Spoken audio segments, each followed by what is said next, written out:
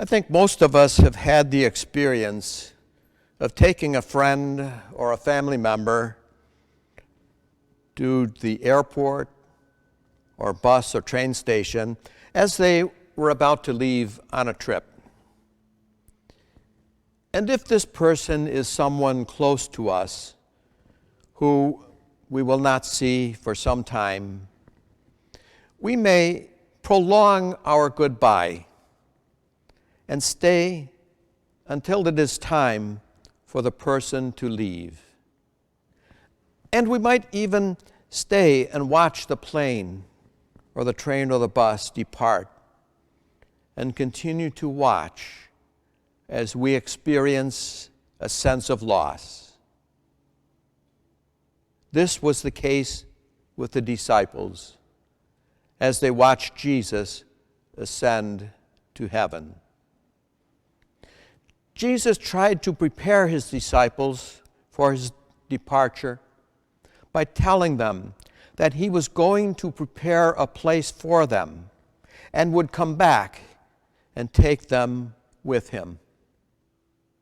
He even told them that they knew the way.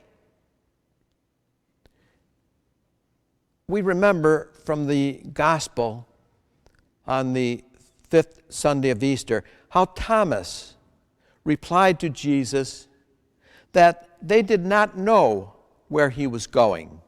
And so how could they know the way? And Jesus says to him, I am the way.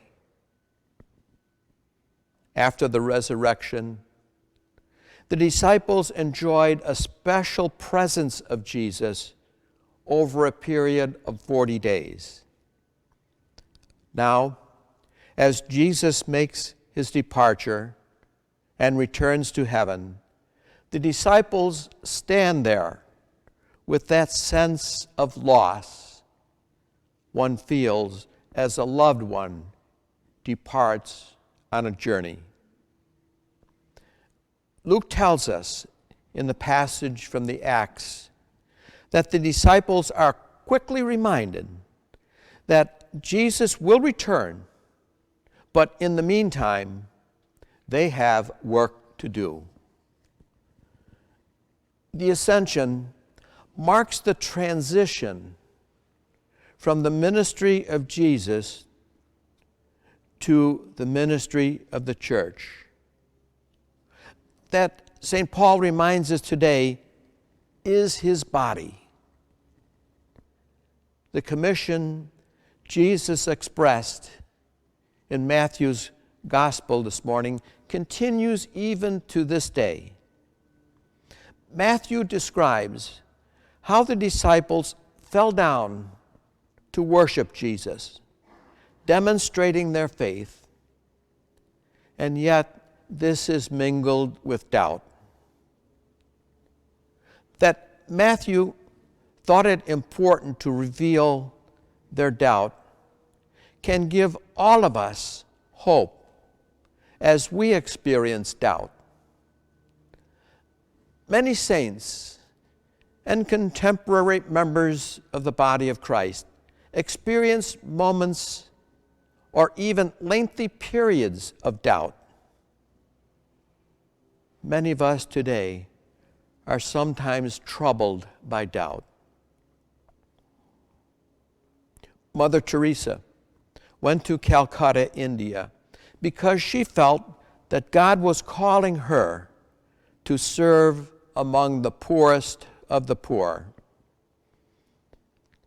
But after answering God's call, she felt abandoned by God for most of her life.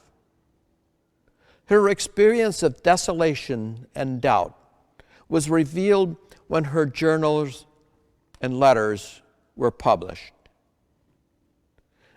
A spiritual director helped her to conclude that these painful experiences could help her to identify not only with the abandonment that Jesus felt during his crucifixion, but also with the abandonment that the poor faced daily. As we near the end of another Easter season, we celebrate today the return of Jesus to the Father. Hopefully, this Easter season has deepened our relationship with Jesus, even though we have not been able to worship together as a community. We are now commissioned to witness Jesus in our world, among all those we come in contact with. In times of doubt, we remember the words of Jesus, "I am with you always." And we realize that Jesus is always present to us in the Eucharist.